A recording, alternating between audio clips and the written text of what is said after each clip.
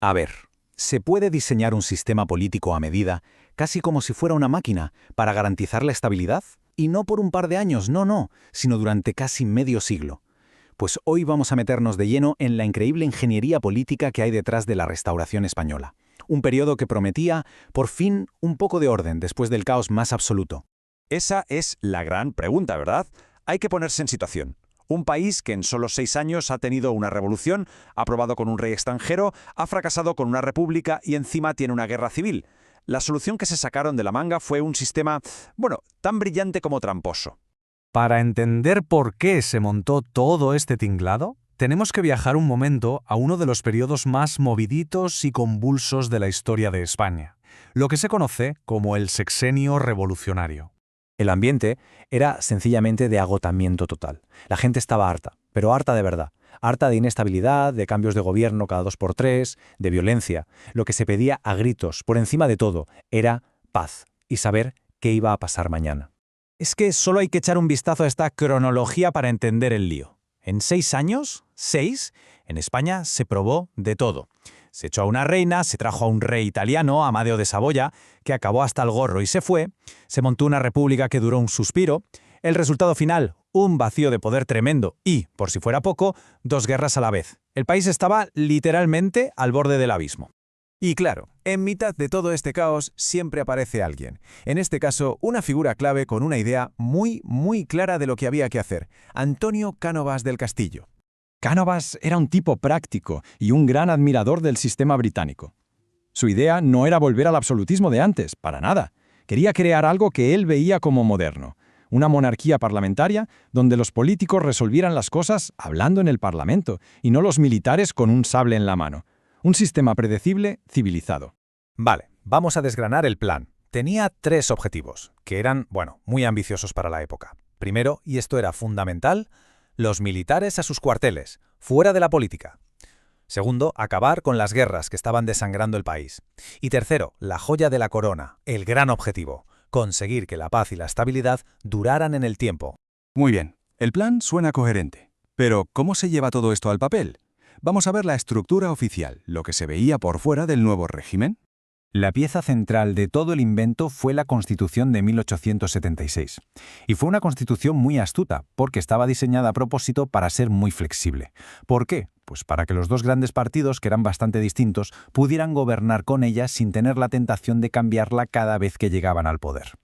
El poder oficialmente se compartía entre el rey y las Cortes. Y aquí llega la segunda clave del modelo. Si tienes una constitución para 2, necesitas 2 grandes partidos. Y Cánovas los creó. Eran los llamados partidos dinásticos, porque los 2 aceptaban al rey Alfonso XII. Por un lado estaba el suyo, el Partido Conservador, el de las élites de siempre. Y por otro, para que hubiera juego, el Partido Liberal de Sagasta, que representaba a la burguesía de las ciudades. En teoría, estos 2 se tenían que pelear por el poder en las urnas. En teoría, claro. Hasta aquí, todo suena bastante normal, ¿no? Una constitución, 2 partidos que se alternan, pero la estabilidad de este sistema no venía de las elecciones. Venía de un truco, de una maquinaria que funcionaba por detrás. Y ahora es cuando vamos a ver cómo se movían los hilos de verdad. El corazón del sistema, el mecanismo secreto, era el turno pacífico. La idea era elegante, hay que reconocerlo. Para evitar peleas y golpes de Estado, los 2 partidos simplemente pactaban turnarse en el poder. Cuando un gobierno se cansaba o tenía una crisis, el rey llamaba al jefe de la oposición y le decía: «Ahora te toca a ti», sin dramas. Pero claro, aquí viene la pregunta del millón. ¿Y las elecciones, cómo se aseguraban de que siempre las ganara al que tocaba? Pues aquí es donde la ingeniería se convierte en fraude en toda regla. Atención a los pasos, porque el orden lo cambia todo. Primero, el rey nombraba al nuevo gobierno, y las elecciones se hacían después.